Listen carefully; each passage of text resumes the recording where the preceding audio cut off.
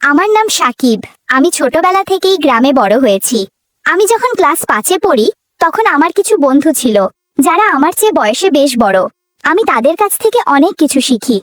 আমি টেলিভিশনে HBO, PH TV বিভিন্ন চ্যানেল দেখে মস্তি করতাম। বলে রাখা ভালো, আমার বাবারা 2 ভাই আর 1 বোন। আমার বাবা সবার বড় আর ফুফু ও কাকা ছোট। চাচি বেশ ফর্সা, দেখতে সুন্দরী, 30-32 বছর বয়স হবে। আমি যখন ক্লাস 7-এ উঠলাম তখন থেকে আমার মধ্যে একটা চাহিদা কাজ করা শুরু করলো। মনে মনে ভাবলাম, সবার মুখেতে শুধু ওইসব কথাই শুনি, কিন্তু কিভাবে কি করব তা বুঝতে পারতাম না। আমি যখন ক্লাস 6-এ পড়ি তখন আমার ছোট চাচা সিঙ্গাপুর চলে যায় জীবিকার উদ্দেশ্যে। বাড়িতে শুধু থাকি আমার পরিবার, চাচির পরিবার, দাদা দাদি। আমি ছোটবেলা থেকেই সবার সাথে খুবই ফ্রি ছিলাম, তাই আমার সাথে সবাই অনেক ভালোভাবে মিশত। আমি যখন ক্লাস 6-এ পড়ি তখন থেকেই আমি বাংলা গল্পের বই পড়তাম। ওইসব বই পড়ে আমি আরো বেশি উত্তেজিত থাকতাম। অদ্ভুত শিহরণ কাজ করত। মনে মনে প্ল্যান করতাম প্রতিবেশী কোনো মেয়ের সাথে অথবা চাচির সাথে বা খালার সাথে কোনো কাজ করা যায় নাকি। আস্তে আস্তে কেন যেন আমার চাচির কথা মাথায় আসতো। চাচির কথা মাথায় আসার কারণ হলো, চাচা বিদেশ থাকে, চাচির অনেক ইচ্ছা, আকাঙ্ক্ষা, শখ আছে। শুধু এগুলা ভাবতে ভাবতেই কেটে গেল আরো কয়েকটি বছর, কিন্তু আমি কিছুই করতে পারলাম না। আমি এখন SSC পাশ করে ফেলেছি, তবুও কিছু করতে পারলাম না। এর মধ্যে শুধু পাশের বাড়ির 2টা মেয়ের সাথে সামান্য কাজ করেছিলাম, বেশি কিছু না, গাছের জাবুরা আর ডাব দেখা, কিন্তু বেশি কিছু করে উঠতে পারলাম না। লোক লজ্জার একটা ভয় মনের মধ্যে কাজ করত। আমার চাচা বিদেশ থাকতো, সেজন্য মনে মনে ভাবতাম চাচি চাচার সাথে কি গল্প করে সেটা জানার জন্য চাচির ফোনটা নিয়ে অটো কল রেকর্ড চালু করে রাখতাম। রেকর্ডগুলো মাঝে মাঝে শুনতাম, ভালোই লাগতো। কিন্তু একদিন আমি যা শুনলাম তা নিজের কানকে বিশ্বাস করতে পারলাম না। একদিন পাশের গ্রামের এক চাচার সাথে চাচির কথা শুনলাম। এমন এমন কথা শুনে আমি আঁতকে উঠলাম। চাচি তার সাথে মেলামেশা করে, তার সাথে চাচির গভীর সম্পর্ক আছে। আস্তে আস্তে আমার আর অন্য প্রতিবেশীদের কাছে কথাগুলো শুনতাম, কিন্তু যেই আমি তাদের কাছে যেতাম তখনই তারা অন্য প্রসঙ্গে কথা বলতো, আর নয়তো কথা বলা বন্ধ হয়ে যেত। এরকম অবস্থা দেখে আমিও সন্দেহ করতাম। আমি এবার HSC পরীক্ষা দিব, এর মধ্যে আমার এক বন্ধু একটা ফোন কিনবে, সেজন্য একদিন শহরে গেলাম, সাথে চাচি আর চাচাতো ভাই। চাচির সাথে আমি ছোটবেলা থেকেই অনেক মিশতাম, ইয়ার্কি ঠাট্টা করতাম, কেউ কিছু মনে করতো না। মাঝে মাঝে অনেক ফ্রি কথা বলতাম।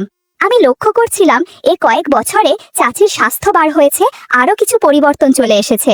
চাচির ব্লাউজের মাপ আগে যা ছিল আর থেকে বড় মাপের ব্লাউজ পরে। চাচা বিদেশ থাকা সত্ত্বেও বেশ পরিবর্তন হয়ে চাচির চাল চলনে। সেদিন কেনাকাটা করতে করতে আমাদের বেশ সময় চলে গেল। বাসায় ফিরতে ফিরতে সন্ধ্যা হয়ে গেল। কোনো এক কারণে সেদিন আমরা আর বাস পেলাম না, তার উপরে ছিল শীতের রাত। আমরা বাস কাউন্টারে অনেকক্ষণ অপেক্ষা করার পর একটা প্রাইভেট CNG পেলাম। প্রাইভেট CNGতে আবার 5 জন করে নিতে হয়। আমরা ছিলাম 4 জন আর একজন বাইরের লোক, মোট 5 জন নিয়ে আমরা রওনা হলাম। চাচি আমার পাশে বসলো, আমি মাঝে ডানে, আমার বন্ধু। গাড়ি চলছিল, আমি মাঝে মাঝে চাচির সাথে ধাক্কা লাগছিল। এমন একটা ভাব নিচ্ছিলাম যেন আমি ঘুমিয়ে পড়েছি। ঘুমের ঘরে ওরকম করছিলাম বলে কিছু বলছিল না, তবে আমার বেশ ভালো লাগছিল। ঘন্টাখানেকের আগেই আমরা বাড়িতে এসে পৌঁছালাম। চাচির সাথে আমার কথাবার্তা একটু কম কম হতো আগের তুলনায়। এর মাঝে আমি শহরে ভার্সিটিতে ভর্তি হয়ে গেছি, এখন শহরেই থাকি। মাসখানেক পর কিছুদিনের জন্য বাড়িতে গেলাম। বাড়িতে যাওয়ার পরে আমি প্ল্যান করছিলাম কিভাবে কোথায় চাচির সাথে গল্প করা যায়।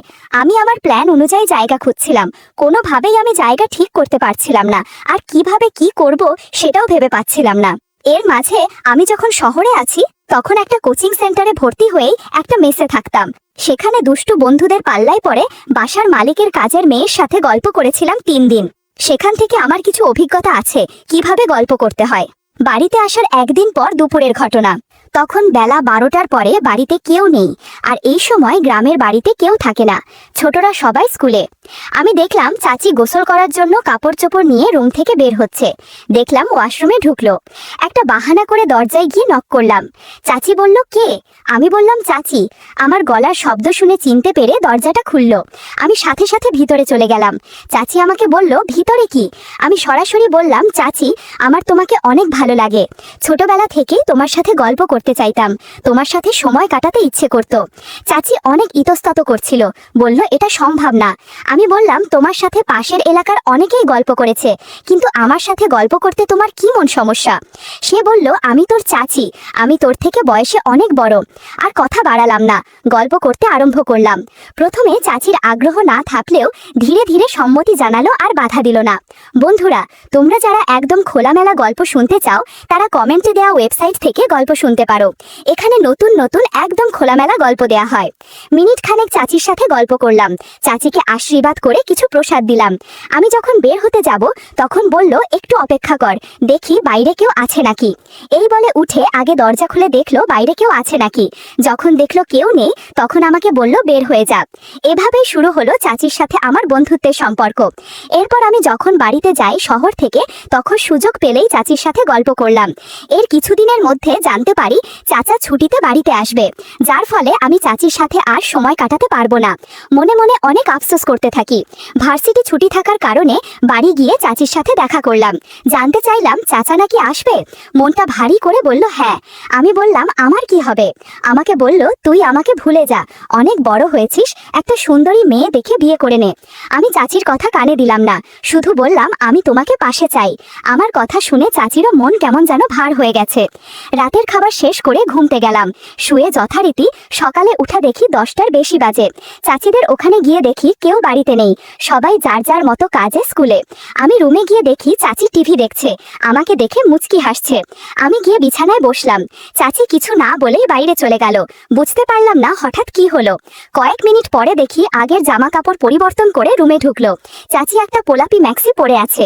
ঘরে ঢুকে বলল আশেপাশের কি অবস্থা দেখে আসলাম।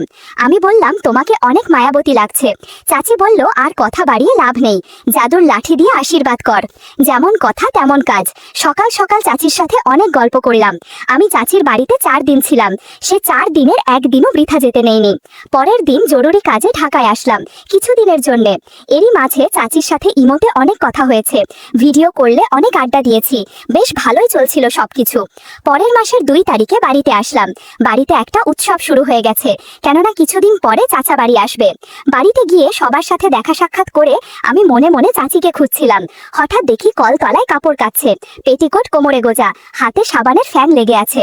চাচি জানালো আজকে নাকি সে তার বাপের বাড়ি বেড়াতে যাবে। আমি বললাম তাহলে আমার কি হবে? প্রতি উত্তরে বলল আজ আমি আমার বাপের বাড়িতে যাব, সেখানে কেউ বেশি একটা থাকে না, এই সুযোগে ভালো মতো দুজন গল্প করা যাবে। বললাম এদিকে আমি আজকেই বাড়ি আসলাম ঢাকা থেকে, তাই কি বলে বের হব সেটা নিয়ে বেশ চিন্তায় আছি। হঠাৎ মাথায় একটা বুদ্ধি আসলো। বাড়িতে বললাম আমি আজকে আমার বন্ধুর বাড়ি যাব। বাড়িতে এই কথা বলে বের হলাম। সন্ধ্যার পরে এদিক সেদিক ঘুরে রাত 8টার দিকে চাচির বাপের বাড়ির দিকে রওনা দিলাম। যাবার পথে চাচির কাছে জিজ্ঞাসা করলাম কিভাবে কি করতে হবে। চাচি জানালো তার 3টা ভাই, এর মধ্যে 2জন বিয়ে করেছে, ছোট ভাই পড়াশোনা করে শহরে। চাচির বড় ভাই চাকরি করে, এজন্য বাইরে থাকে, মাসে একবার আসে মাকে দেখতে। মেজো ভাই বাড়িতে থাকে, ব্যবসা করে, আলাদা ঘর করেছে তাই সেখানেই থাকে।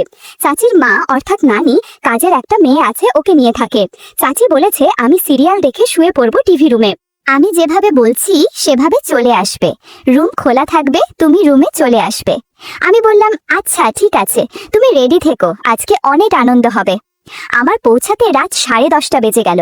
বাড়ির পাশে গিয়ে আমি মেসেজ দিলাম আমি চলে এসেছি। একটু পরে দেখলাম টিভিতে মিউজিক দিল বেশ জোরে, আর বাইরের লাইট অফ করে দিল। আমি এর মাঝে চুপি চুপি রুমে ঢুকে পড়লাম। তারপর ফ্রেশ হয়ে রাতের খাবার খেয়ে নিলাম, যেহেতু সারা রাত ডিউটি করতে হবে। খাওয়া শেষ করে রুমে একা একা শুয়ে আছি আর ভাবছি কি ব্যাপার, চাচি গেল কই? বলতে না বলতেই চাচি হাজির। আজকে এক নতুন সাজে এসেছে। গত মাসে যে নাইট ড্রেস কিনে দিয়েছিলাম সেটা পরেছে। আজকে কত সুন্দর লাগছে সেটা বলে বোঝাতে পারবো না।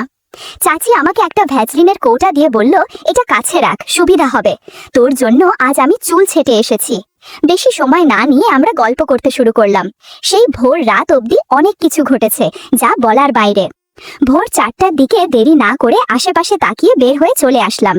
এখানে থাকার মতো জায়গা না থাকায় পাশের শহরে একটা হোটেল বুক করলাম, কেননা চাচি যতদিন এখানে আছে আমিও ততদিন ডিউটি করব, কেউ বরক্ত করবে না।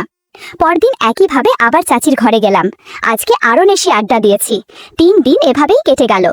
চাচি সকালে বাড়ি যাবে, তাই আমি আগেই বলে দিলাম আমি আজকে বাড়ি থাকবো না, তুমি যাও, আমি পালিয়ে রাতে তোমার কাছে যাব, তোমার সেই রান্নাঘরের পাশে গিয়ে কল দিব।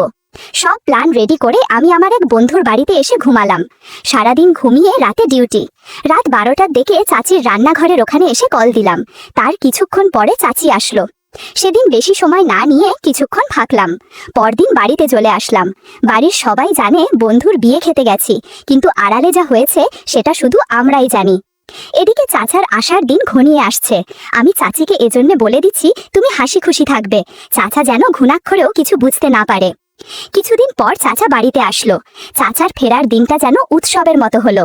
সকলে সকাল থেকে বাড়ি সাজগোজ করেছে, রান্নাঘরে টুকটাক শব্দ, আড্ডার ঝর্ণা, সবাই মিলে ভীষণ আনন্দে সময় কাটালাম।